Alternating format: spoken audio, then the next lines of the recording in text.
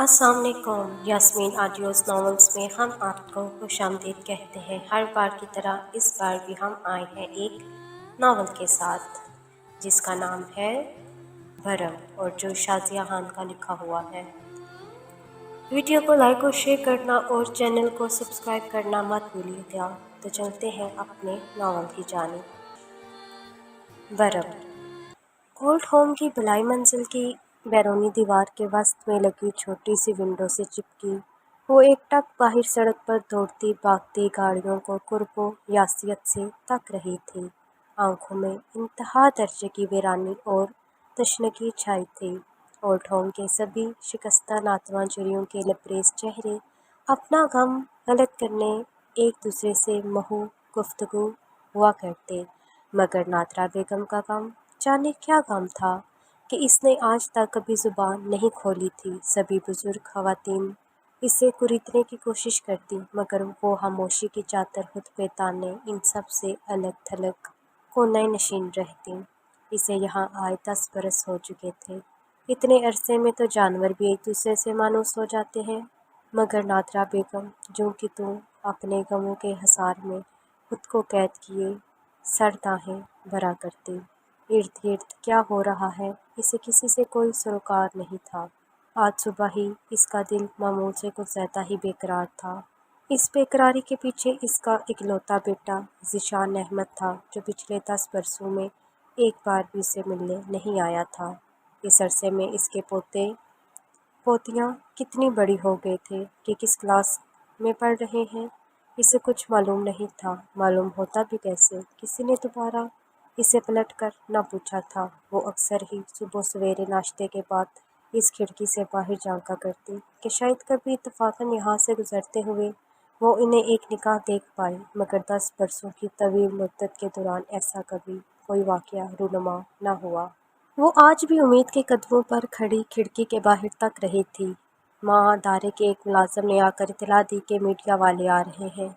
Media वाले कभी कभार खास तौर पर मदर डे या ईद वगैरह के त्यौहार पर अचानक आ धमकते थे। अदारे के इंतज़ामिया से परमिशन लेकर बेसहारा खवातीन से इंटरव्यू करते, इनकी दर्दनाक कहानियाँ अपने कैमरे में कैप्चर करके अपने चैनल की रेटिंग में इजाफे के साथ साथ माशरे का भयानक चेहरा आवाम के सामने लाते। नादरा बेगम ने बेसाख्ता निगाहें मोड़ कर देखा। 4 से 5 आदमी बिना माइक कैमरे के इनके वार्डनुमा रूम में दाखिल हो रहे थे। एंकर नौजवान हाथ में माइक थामे कैमरे का फोकस ठीक करवा कर बोलने की तैयारी कर रहा था। सभी नातवा खवातीन अपने अपने बिस्तर पर मौजूद उसे तासुरात से लबरेज निगाहों से देखने लगीं। अस्सलाम वालेकुम नाज़रीन, आप लोगों के बेहद इसरार पर आज हम फिर ऐसी जगह जमा हैं जहाँ की महरूमियों और तलखियों का अगर अंदाज़ा करना हो तो चंद लम्हे आप इन बुजुर्ग खवातीन के साथ गुजारिए, जिनके परेशानी कुछ और है, जिनके पेशानी और गालों की स्लोटों में छुपी गम और नजीदगी की ऐसी ऐसी दास्तानें और किस्से आपको पढ़ने को मिलेंगे जिनका दर्द शायद आपको भी आपदीदा होने पर मजबूर कर दे। ये वो मजबूर बेसहारा माएँ, नानियाँ, दादियाँ और जाने किन किन रिश्तों से मुंसलिक हस्तियाँ हैं कि आज इनका इदारे के सिवा कोई बरसाने हाल नहीं, किसी से कोई ताल्लुक़ नहीं, रिश्ता नहीं। हाँ, मगर एक रिश्ता बचा है और वो है इनके दर्द के साथ, जो आखिरी सांस तक कायमो दायम रहेगा। आइए आज हम आपके साथ एक ऐसी ही मजबूर बेकस माँ की दुख भरी कहानी इसकी ज़ुबानी आपको सुनवाते हैं, जो शायद इस बेरहम माशरे के इन बेज़मीर लोगों के जहनों पर दस्तक का काम दे, जो अपने पैदा करने वाली रातों को उठ उठ कर जागने वाली अपनी माँ, अपनी जन्नत को बड़ी बेहसी बड़ी सफाकी से ठोकर मारकर यहाँ इदारों के रहमो करम पर छोड़ जाते हैं। आइए बढ़ते हैं इस जानिब जहाँ एक सुने।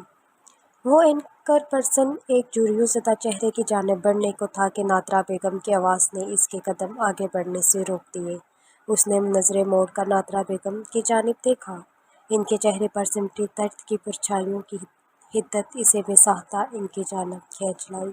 पिछले 10 बरसों से मुख्तलिफ आज अंदर के शोर और मलाल की तशनगी से कुछ कहने के लिए मचल उठे थे। दिल हल्का होने को बेचैन हो रहा था। पहले मेरी कहानी सुनो, वो गंभीर मध्यम सा बोली। वो एंकर पर्सन अपने सवाल के साथ नादरा बेगम के करीब आकर रुक गया। और माइक इनके मुंह के आगे कर दिया। हाल कमरे के सभी लोग इनकी जानिब मुतवज्जो हो गए। नादरा बेगम ने एक लम्हे का तामुल किया, फिर बात का आगाज़ करते हुए गोया हुई। ज़िंदगी बदलते हुए मौसमों की तरह है, कभी साया तो कभी धूप। ज़रूरी नहीं ओल्ड होम में आने वाली हर औरत अपनों की बेहसी की भीड़ चढ़ कर ही यहाँ तक पहुँची हो। कभी कभी हम अपनी सज़ाओं के खुद जिम्मेदार होते हैं। इन्होंने छोटी सी तमहीद बांधी, फिर कहानी का आगाज़ किया। मेरा ताल्लुक़ एक रईस फैमिली से था। मेरे वालिद शहर के सबसे अमीर कबीर शख्स थे। हम 5 बहन भाई थे। मैं सबसे छोटी थी। मैट्रिक तक तालीम हासिल की। इस ज़माने में लड़कियों का ज़्यादा पढ़ने लिखने का रवाज नहीं था। मैट्रिक के फ़ौरन बाद मेरी शादी कर दी गई। सुहेल अपने वालिदैन की इकलौती औलाद था। वो लोग माली लिहाज से हमारे बराबर तो नहीं थे, मगर हाथ से खुशहाल थे। सुहेल की रफ़ाकत में आकर मैं बहुत शाद थी। इसकी बेपनाह चाहतों और मोहब्बतों ने मुझे ज़म में मुब्तला कर दिया। मेरी सास एक बुर्दबात और सुलझी हुई खातून थी। सुहेल इनकी इकलौती औलाद होने की वजह से इनके बहुत करीब था। शादी के बाद हम बाहर होटल या शॉपिंग के लिए जाते तो सुहेल अपनी वालदा को अपने साथ लिए बनाना निकलता था। मुझे ये बात सख्त नागवार गुजरती। मैं अकेले में सुहेल के साथ वक्त गुजारना चाहती थी, मगर ये मौका सिवाय बेडरूम के और कहीं मैसर न आता। धीरे धीरे मेरे दिल में अपनी सास के खिलाफ नफरत के जज्बात पैदा होने लगे। मैंने एक दिन ये हाल निकाला कि सास को इस काबिल ही ना छोड़ा जाए कि वो हमारे हमरा कहीं आ सके। मैं दिल ही दिल में इनसे जान छुड़ाने के मंसूबे बनाने लगी।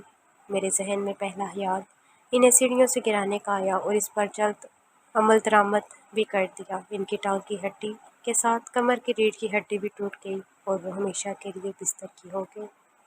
नादरा बेगम की मलाल भरी आवाज़ गंभीर हो गई, आंखों से नमी साफ करने लगी।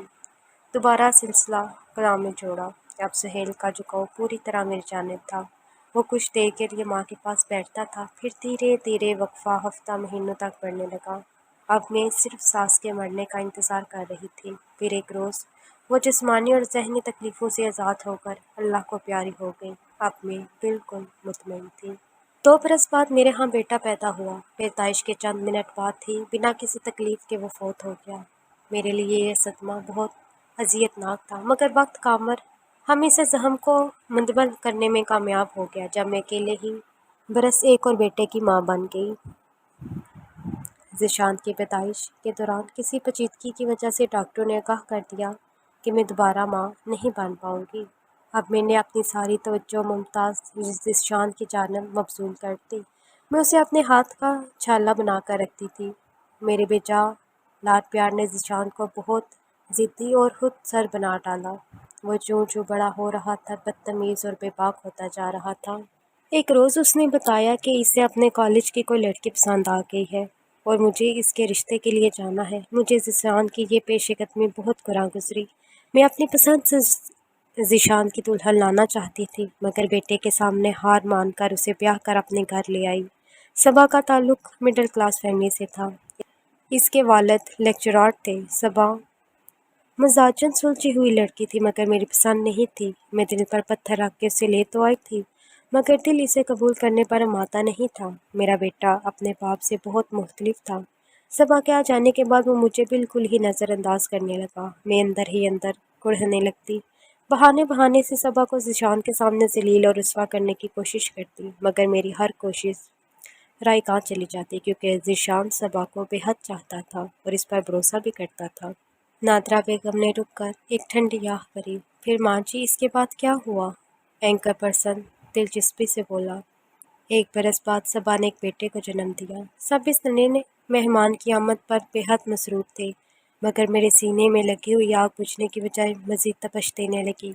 अब सबा का पलटा ज़िशान की जानिब मज़ीद भारी हो गया। मेरा बेटा, जो पहले ही मेरा नहीं रहा था, अब अपने बाप बनने के बाद बिल्कुल ही हाथ से निकल गया था। इसकी कुल कायनात इसकी बीवी और इसका बच्चा था। मैं हर लम्हा तनूवर की तरह तकती रहती, यहाँ तक कि मैंने फैसला किया क्यों ना इन दोनों माँ बेटे से यके बाद दिगरे जान छुड़ाई जाए, जैसे सास के मामले में किया था। मैंने बाजार से जहर खरीदा और मुलाजमा को एतमाद में लेकर बच्चे के दूध में मिलाने के लिए दे दिया। दूध पीते ही बच्चे की तबीयत एकदम ख़राब हो गई। सबा और ज़िशान इसे फ़ौरन अस्पताल ले गए। ڈاکٹرز نے فوراً اس کا معدہ واش کیا اور اس کی سانسوں کی روانگی درست کرنے کے لیے آکسیجن لگا دی۔ بچہ بہت نازک صورتحال سے گزر رہا تھا، مگر اللہ نے اسے نئی زندگی دے دی۔